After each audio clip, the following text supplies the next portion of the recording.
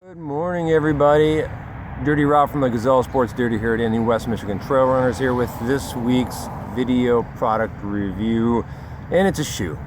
We're going to talk about a shoe that, man, I was super excited about when I first heard was coming, and then I ran in it, and I literally kicked them off and threw them at my car.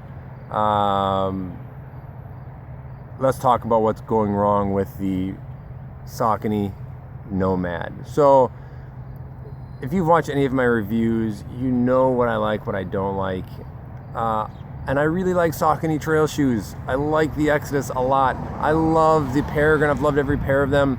You know I'm an ultra guy. I love the wide toe box in the Lone Peak and such. You're getting an idea of what works on my foot and what I really like.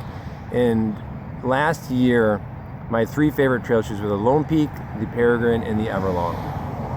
The Everlong's not being made anymore, so when I heard the specs on this shoe, 18 millimeters in the forefoot, 22 millimeters in the heel, no significant lugs, more of a sticky rubber pattern, no rock plate in it, I thought those are all things you could say about the Everlong. And I got really excited. Thought, oh my gosh, Saucony's making a shoe that I could potentially throw in my quiver, i.e. the trunk of my car, that would replace my Everlongs when my last pair of them, because I'm on my last pair now, dies. So I was really excited about the potential for this shoe. And then I ran in them. My excitement died quickly. Let's talk about what is going on with the shoe, and then I'll talk about why it didn't work for me and why it might work for some of you and why it might just be a lifesaver for others of you. So, first thing, the upper. It is a one-piece giant upper all the way around. If you can see here, where it turns from blue to black right there, that's where the upper ends, right there. So this is all upper, and then there's like a half-tongue thing, which is probably good for most people. It has the Pro Lock, so you get a really good, in theory, mid-foot lockdown. It isn't waterproof or water resistant, even though it seems like it should. It's kind of some micro mesh upper. It did keep the debris out, so in that regard it was great. I thought it was breathable, and it kept the stuff and the sand out of my shoes. I did hit a couple sand patches in my test runs. So upper wise, material wise, product wise, because again, loaded with flex foam everywhere, great. Not a complaint in the world there. In practice, or in theory. In practice I have an issue with it. Cushioning wise, power grid, awesome, super nice. Running across the orchard at Robinette's or flat kind of buffed out trails felt really good. The outsole, power track, sticky rubber. Notice right away there are no big lugs like you traditionally see on a trail shoe. There is some siping up here in the forefoot to give it some flexibility. So all in all, in theory, it has a lot of things that I should be loving about the shoe. As I mentioned, 4 millimeter drop, 18 here, 22 there. They weigh it at 9.2 on their website. My size 14 weighs 12.6, so it's of average weight.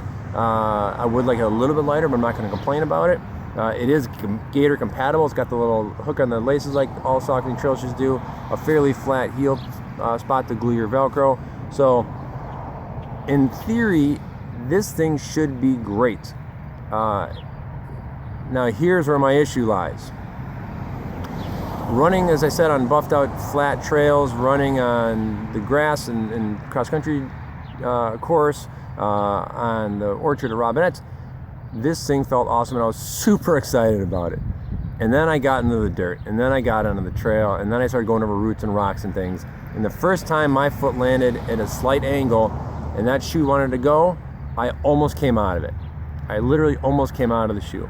And again, I've run in a bunch of ultra stuff, and it's never, ever even had a thought enter my head I'm coming out of the shoe. I almost came out of the shoe.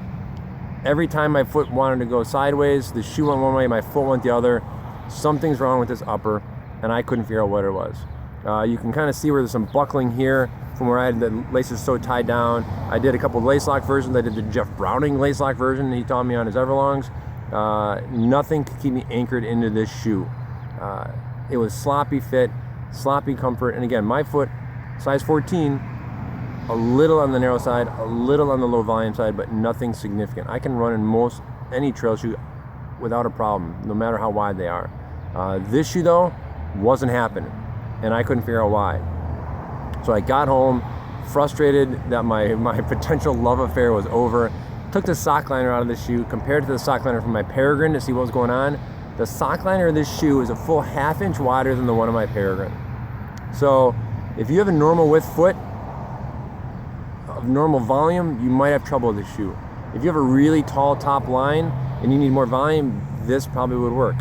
But if you're a 2E and you need an actual wide shoe, which of course there are next to none in the trail category, I found your shoe. This shoe is really wide.